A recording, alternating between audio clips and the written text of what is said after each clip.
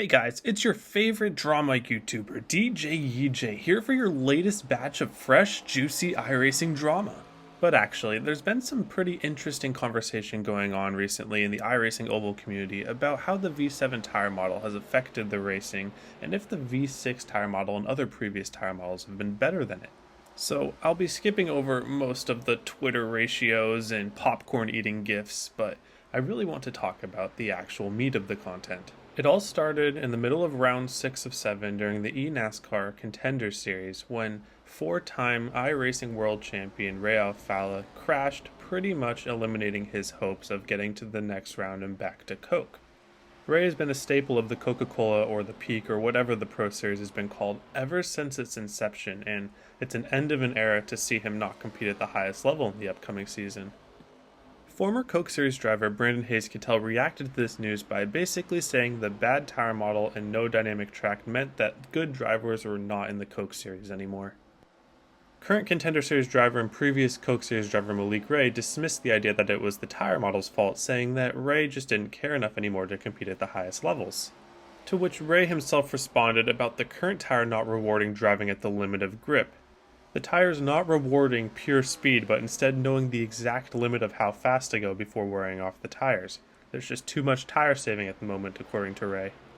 A couple more good insights from current Contender Series leader Joey Brown says that he actually disagrees with this. At least in the Xfinity car, it rewards driving up to the limit, but you can't go over it. But to this, Ray responded that the punishment for going over the limit was just too much and not realistic.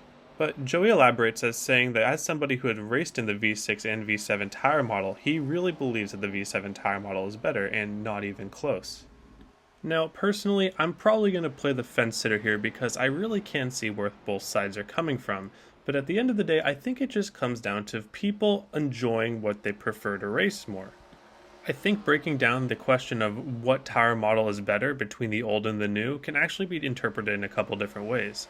You can take it as which tire model was more fun to race on, or you can take it as which tire model was more realistic to race on, and they're not necessarily always the same. Now, I personally have experience in both tire models, but I only ran rookies and pickup cup in V6 just because I didn't have the money to go any deeper back then.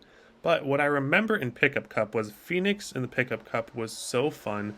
You would just slide around even more than now, just go over the limit, find the car, and drive it through again, and it was probably some of the most fun I've had on iRacing. But if I'm looking back, did that experience seem realistic to me? And I really don't think so. There seems to be two camps in the Oval community, at least from the people who've experienced both tire models, the people who prefer the fun racing and the people who prefer the realistic racing. But before diving into that, I want to show one more tweet from Coke Series driver Michael Guest, who said that he wishes there was a bigger skill gap since the introduction of dirty air. Even regardless of the tire saving, there was a big deal at the beginning of the year. The dirty air, everyone still wasn't passing, they were not pulling away, and that he doesn't believe that all pros are that close to each other in terms of speed. I think there are some other factors that are reasons why we see closer racing in eNASCAR than in real NASCAR. Mainly because of the amount of practice that they can have with their exact setups and not just a simulator versus a real-life car. And also because most big pro teams are able to come up with perfect mathematically optimized setups now because of the lack of variables in an iRacing setup versus everything that you can do in real life that might skirt the rules a little bit more and find more speed. So is the V7 tire model really killing pro iRacing? Personally, I see this in the context of other video games, like for instance a fighting game like Super Smash Bros. For instance. In Super Smash Bros. You could be really good with one character, but with one Nintendo update they could just nerf your character into the ground, and suddenly you won't be able to place well at tournaments anymore. But does that make you a worse player just because your best character is not useful anymore? Pro racers have different skill sets, and those skill sets will be more useful on certain tire models versus the other. But at the same time, I do actually see where Malik is coming from, because if you're not having fun with something, it's just harder to care and put the time into. Regardless of who's right or wrong, it's very apparent that Ray is not having as much fun on iRacing on the current tire model as he did in the last one, and that just makes the work into Pro Series and other series like Contender Series just that much harder to do.